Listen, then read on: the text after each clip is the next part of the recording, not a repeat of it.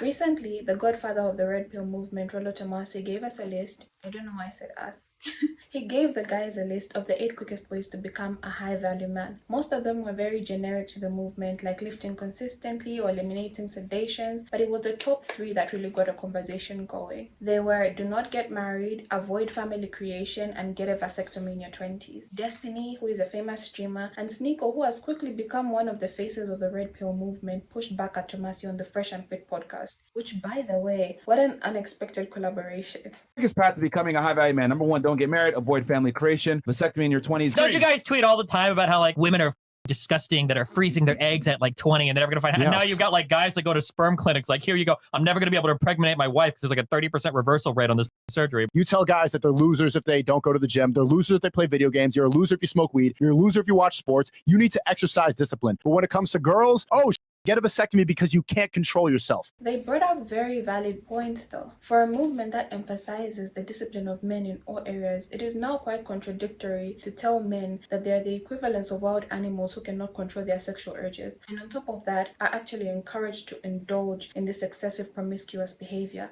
which is far from discipline. Which begged the question, what is a high value man? If this is the list that describes the quickest way to get there, then what does the destination look like? This is where things got interesting. What is your definition of a high value man? It doesn't matter. That's not what I was talking about in this. Just say, what is a high value man? You tell me what a high value man is. Because here's the thing: is it doesn't matter. It doesn't matter what I'm going to say is a high value man. You guys are fucking because it's your tweet. He gave a list of 8 things. Do these 8 things become a high value man? And you're not defining what A is. How do you describe such specific directions to a destination that you don't know? I feel so lost. I don't know where I'm supposed to be going. I know exactly where I'm supposed to be going. Take 2 lefts, 1 right, go straight down, and you've arrived. Oh, thank you. Where does that lead to? You tell me. What? This is, I don't know if I can call it a word or a statement that is at the heart of the movement. High value man has become synonymous with the Red Pill movement. High value men. High value man. High value guys. High value men. So then why is it hard to describe what it means? And then I realized I've seen this before. What is a woman? Yeah. Great question. I'm not a woman, so I can't really answer that. First things first, it is very important to define what a definition is. According to Oxford, it is a statement of the exact meaning of a word, especially in the dictionary, or an exact statement or description of the nature, scope, or meaning of something. So simply, a definition describes conditions that have to be met for something to qualify as the word that is being defined. I.e., this is the definition of a machine. Sir, machines are any combination of bodies so connected that their relative motions are constrained, and by which means force and motion may be transmitted and modified as a screw in its nut, or a lever arranged to turn about a fulcrum, or a pulley about its pivot, etc. Especially a construction more or less complex consisting of a combination of moving parts or simple mechanical elements as wheels, levers, cams, etc. Perfect. Please sit down. Thank you. Thank you. And this is the definition of a text. Instruments that record, analyze, summarize, organize, debate, and explain information that are illustrative, non-illustrative, hardbound, paperback, jacketed, non-jacketed, with forward introduction, table of contents, index that are intended for the enlightenment, understanding, enrichment, enhancement, and education of the human brain through sensory route of vision, sometimes touch. 10 out of 10 would recommend the movie. So on that note,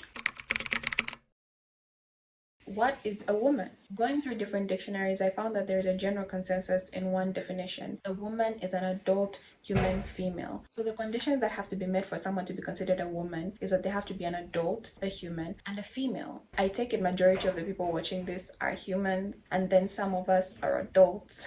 They ask you how you are, you just have to say that you're fine when you're not really fine, but you just can't get into it because they would never understand.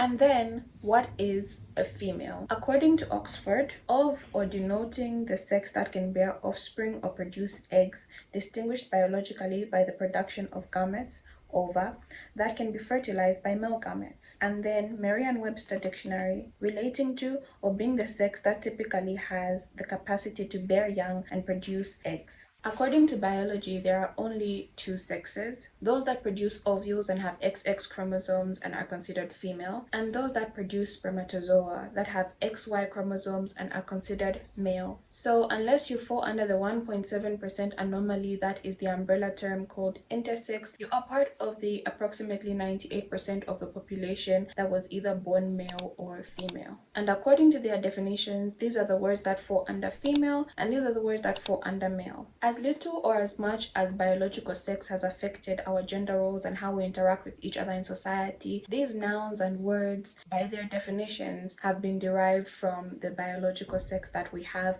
and not the gender roles or gender expression that we have in society. That means they already play a significant role in distinguishing between two very significant groups in society. And believe it or not, the separation or the distinction rather of these two groups is very important because they are significantly different. A rather disturbing social example is that male serial killers tend to hunt their victims while female serial killers tend to gather their victims. 65.4% male killers stalk before attacking, while only 3.6% of females do so. What this means is that male serial killers are more likely to kill strangers, while female serial killers are more likely to kill people who they know. So by investigators checking the correlation between the victims or the relationship between them, they can have a rough idea of what the suspect is. And medically, male and female present differently in many ways. Heart and kidney diseases present differently in men and women. Women are twice as likely than men to be diagnosed with anxiety disorders, and on average, women outlive men. Not to mention average muscle mass, average strength, average height, and overall body type. So man, woman, boy, girl, female, male, these are terms that have proved to be very useful and efficient for society as a whole. But because the definitions of these terms are becoming vaguer and vaguer every day, we are hearing very Jane and John Doe names when describing characteristics that would have easily been male or female, e.g. uterus haver, prostate holder, birth giver, period attender. I came across a second definition of a female, and it was having a gender identity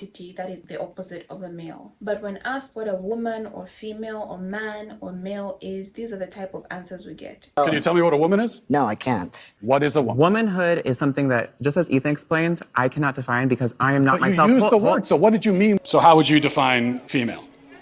It's a complicated spectrum. What is a woman? Yeah. Great question. I'm not a woman, so I can't really answer that. How then can we describe the opposite of something that we don't know? The opposite of something that is a personal interpretation? If something can be anything, doesn't it cease to have meaning? The failure to define a woman is the equivalent of the failure to define a high-value man, especially for the movements to which these words are the heights and the core. If you can outline things that can get you to the goal, for example, this list, or it be hormone therapy, or it be a dress code change, or it be a gender reassignment surgery, that means the goal is known. You only get direction to a known destination. If all of us get to decide what the destination is, then the directions become pointless. I know as a society we all get caught up in the trap of saying things like she is not a woman or he is not a man because he or she failed to live up to their end of their specified gender roles in society. I know it is a far stretch, but I think this is where these problems began. Because according to the definition of a man or a woman, regardless of what you do or what you don't do, if you are an adult and a male, you're a man, and if you're an adult and a female, you're a woman. So regardless of what they do or what they don't do, the definitions remain the same. They are a man, they are a woman. Imagine if the police used such rhetoric when looking for suspects. Imagine the wanted poster. We are looking for a boy in his 30s because clearly a man wouldn't behave in this way. So maybe we should become more specific with our definitions and less poetic, especially when we're using everyday English language. I think we should just get more specific with our descriptions. Maybe we should say things like they are not a good husband, or they are not a good wife, or he or she is a bum. Did you know that with the 26 letters in the alphabet, we can make 67,108,863 different words without repetition? Guess how many we use today? Guess. only approximately 171,000. And on top of that, approximately 47,000 of them are obsolete. We have just abandoned them. Why not just find new names for the new interesting groups that we are discovering today, instead of taking or redefining the ones that already have meanings and actually work well? It's the same as race swapping characters whose race is pivotal to the role. I found a few of these and they just really cracked me up. I believe it's because as humans we are plagued with the scarcity mindset, where we believe that the best things have already been used or been made, and as we have observed from history, that is far from the truth. There are more stories to be told and even more words to be used. So if you feel like I missed something, or you feel like you want to add on to something, if you feel there is something that I'm missing, please let me know down in the comments below. And until next time, stay kind and stay creative. I'll see you in the next one.